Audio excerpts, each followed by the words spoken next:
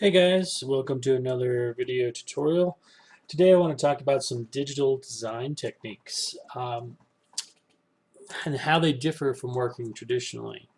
Um, First, let's begin with some of the tools I'm using. We're working in Photoshop, and this is based on working on some sort of device that allows you to use a tablet, whether that's a Cintiq or a Wacom tablet or bamboo tablet, something that's going to allow you to really have free-flowing designs. It's just really difficult to work with like a mouse or something. Um, so we're going to just start with some silhouette designs uh, and how those differ from doing them traditionally. First, I'm going to use basically just the round brush, and the only thing I've done here with my brush is I've sort of squished it here a little bit. This allows me to have a line that is a little bit narrower from side to side, excuse me, right there, but then top to bottom much thicker. Just gives it a little bit more intrigue to the design, I feel.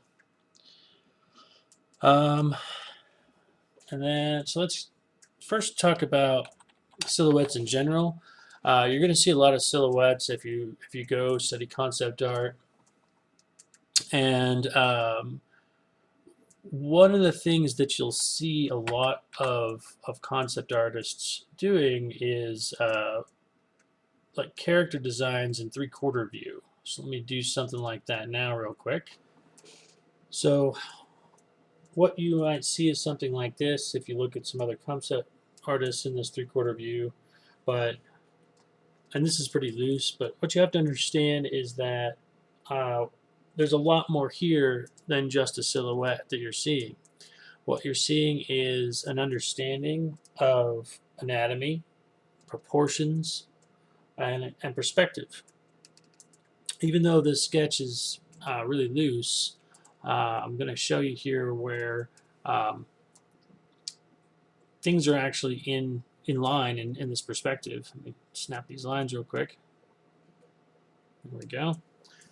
And so if your drawings are not coming out like this, you may get frustrated. And so what we want to do today is start with a little bit more isometric and side point of view. So it's a little bit easier to get started. Okay. So what we want to do is work with something that we can do from the side. And so I'm going to suggest doing sort of a mech with a military type tank body and then maybe some bug-like legs. So we could do a lot of different versions of that. If you haven't ever drawn anything with bug-like legs, I would recommend getting some references, some spiders or arachnids of some kind, as well as other kind of references, maybe some tanks, something like that.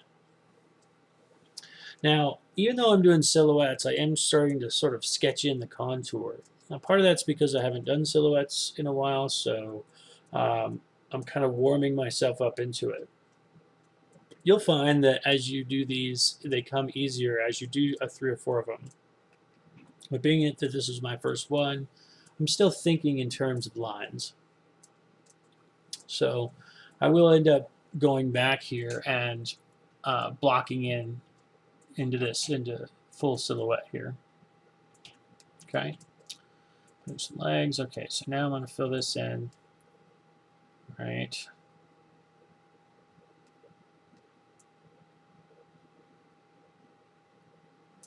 Now, once I get everything blocked in, one of the things I like to do is flip this and see if it looks good from the other direction. So here I am. Flip this over real quick. There we go. Now, the reason that this is a smart thing to do, not only does it help you catch mistakes, but also there are certain directions where it's easier to sketch a curve. Like for me, being left-handed, I can sketch this direction much easier than I can over on this other side.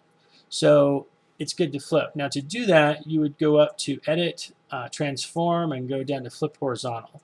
But you don't want to keep doing that every time. So I want to show you a way that you can set up a hotkey to do that. To do that, you're going to go to Window, go to Actions. I'm going to delete the one that I already made.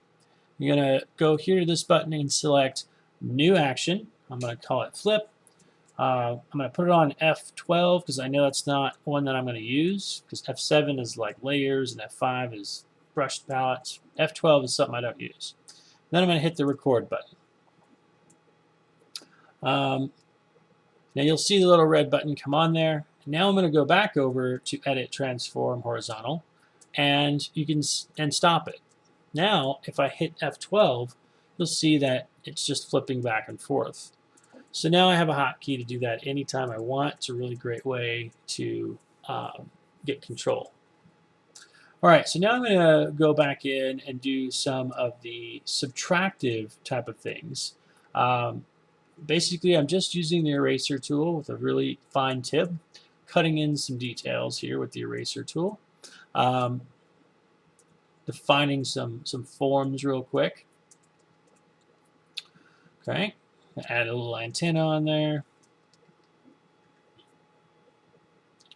add a couple extra lines, flip it back over. Always flipping back and forth, making sure it looks good from both directions. Get in the habit of doing that with all kinds of your artwork. If you're working digitally, it's just a tool that you have. You might as well use it to the best of your advantage. Your work will look better if you do it. Okay. All right, so now I'm going to make a background set of legs, and I'm doing this by taking my brush and I push the number 3 button on the keyboard, which puts the brush at 30% opacity and allows me to paint those legs in on the background. All right, so now I want to make a new layer. I'm going to hit Shift-Control-N, which makes a new layer. That way, if I use the F12 button to flip it, it's just going to flip this one and not the entire thing. All right, so let's draw this one a little bit more tank-like, so a little bit flatter. If you've looked at a tank or have any tank reference, you can see that a lot of times the top portion of it is just this really big, flat, rectangle. So I'm going to start with that.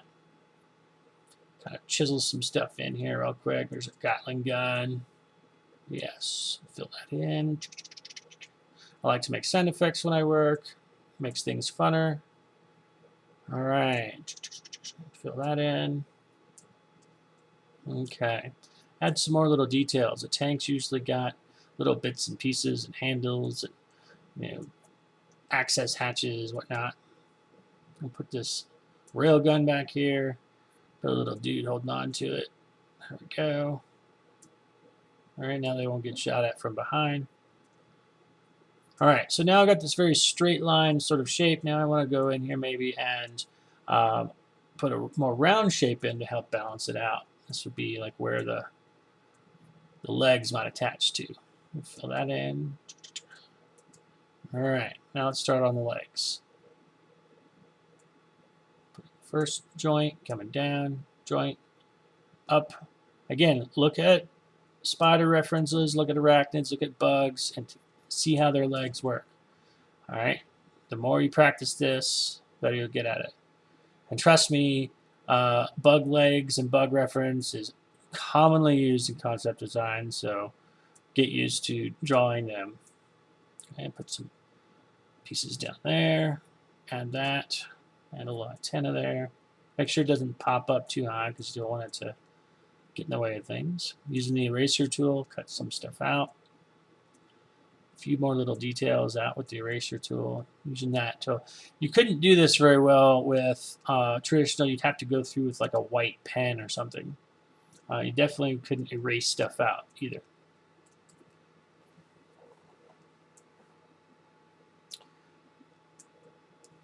Alright, I may end up stopping this video after this one because I like to keep them under 15 minutes. Alright, so again, my brush is now 30% by hitting the number 3, adding in a second pair of legs on the other side. And by dimming them at 30%, it just gives me that sense of depth that they're off into the distance. Okay.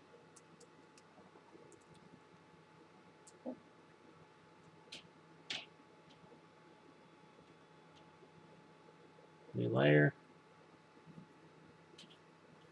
Looks like we're still good. 10 minutes.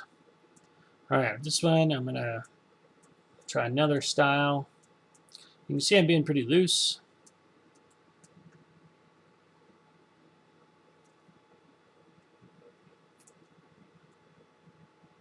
I want this one to come down a little bit more, a little more aggressive in front nose. Another gun turret back there. Okay.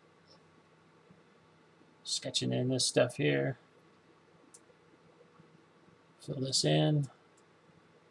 Make my brush bigger. I'm making my brush bigger just by using the bracket tools that are right next to the letter P. The left bracket makes it smaller, the right bracket makes it bigger. Alright, let's add another rail gun in here. Another little dude holding on to it. Alright. This not only gives me a sense of scale, but then makes it more interesting because there's a person in it. I add little bits and pieces here and there.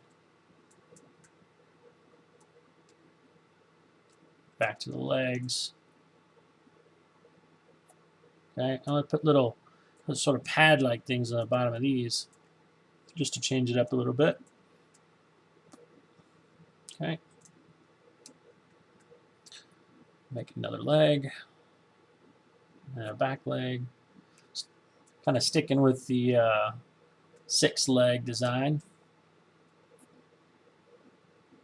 Okay.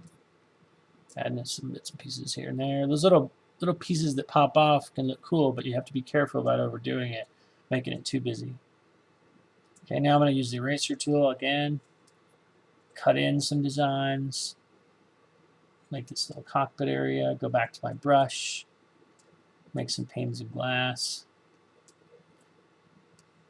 Adding in, being additive. Smoothing out this line a little bit.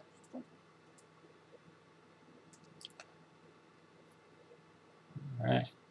Now here's something else you can't do on paper. You just lasso this in, kind of squish this head a little bit of control on how the shape looks. Okay, now I'm going to do that to the whole thing. Flip it again, squish it a little bit, and there we go.